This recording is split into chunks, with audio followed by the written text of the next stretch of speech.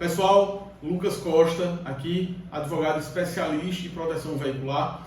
Queria trazer um assunto importante para vocês que voltou muito à tona nesses últimos meses, tá? O consultor de proteção veicular é um personagem central nesse segmento que atuamos. E é importante trazer para vocês as informações de que o consultor, de fato, é muito relevante no cenário das associações. É ele quem traz os associados para a proteção veicular, é ele que tem um contato mais direto com o associado, é ele que está ali no campo de batalha, no externo das associações, fazendo esse trabalho, entre aspas, o trabalho de rua. Então é uma figura extremamente importante para as proteções veiculares. Mas entendam o seguinte, na minha visão, os consultores, como trabalham na maioria das associações, eles não atendem os requisitos mínimos para serem considerados empregados, para ter um vínculo empregatício, trabalhar como CLT, falando de forma clara. Por quê? Existe na consolidação das leis do trabalho os requisitos mínimos para que aquela pessoa que presta serviço para uma empresa, ou no caso uma associação, ela seja considerada empregado. Alguns dos requisitos são, trazendo aqui para vocês, a pessoalidade, a subordinação, a onerosidade e a não eventualidade. É preciso o conjunto desses requisitos para que uma pessoa seja efetivamente empregado de uma empresa ou, no caso, de uma associação. Um dos requisitos, vou tratar apenas de um aqui rapidamente, a questão da não eventualidade.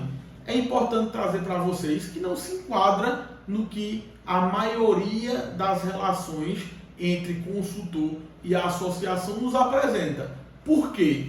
Na grande maioria das relações entre associação e consultor, o consultor ele pode hoje fazer 2, 3 adesões, 3 filiações e amanhã não fazer nenhuma. Na semana seguinte ele pode fazer outras 6 ou 7, mas na outra semana ele não fazer nenhuma. Ele vai produzir de acordo com o horário que ele tem disponível. Até é verdade que alguns consultores têm outras fontes de renda, têm outros empregos e não trabalham, não prestam serviço apenas para associações de proteção veicular. Então, apenas analisando o requisito da não eventualidade, já verifica-se que não há um vínculo de emprego claro entre o consultor e a associação.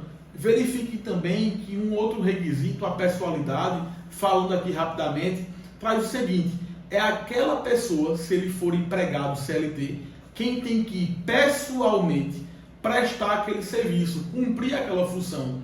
Mas o consultor, se ele quer fazer uma adesão, uma vistoria de um veículo, para colocar mais um filiado naquela associação, ele pode mandar uma outra pessoa e ali fazer aquela vistoria, fazer aquela assinatura de documentos e enviar para a associação. Ou seja, não precisa ser ele pessoalmente a fazer aquele trabalho de adesão. Então é outro requisito que também não está presente na maioria dos negócios jurídicos entre a associação e consultor. Fica claro isso.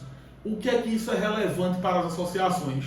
Como os ganhos dos associados são variáveis a depender da sua produção, não são raras as vezes que consultores chegam a receber, em média, benefícios superiores a 10 mil, a 15 mil reais.